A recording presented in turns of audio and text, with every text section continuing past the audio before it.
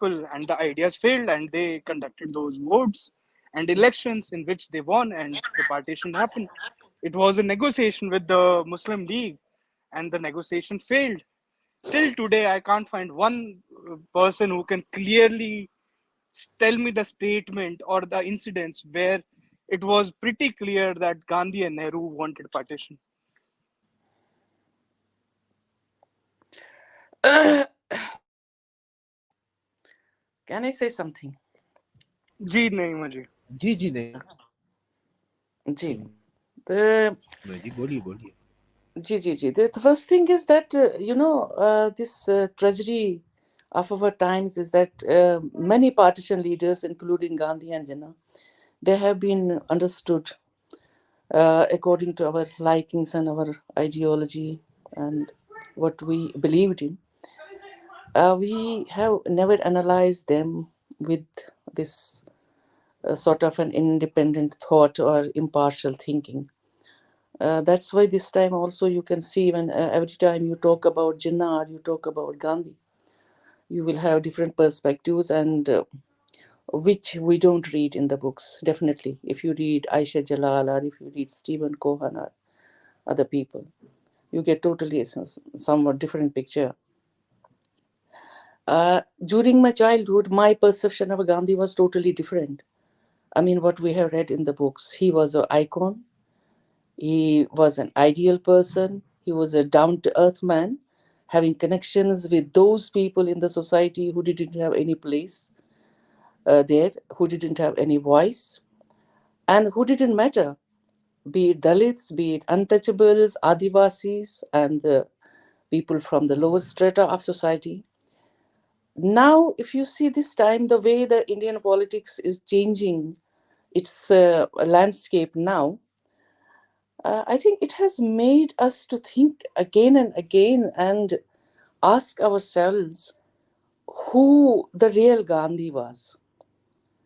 The one which we've been told earlier and we read in the books about him, or the books he wrote, or the Gandhi is one which in India, present politics is defining him. This is the one question, because this is, the process of rewriting history is going on at a pace this time. And the Gandhi is also getting redefined and reinvented.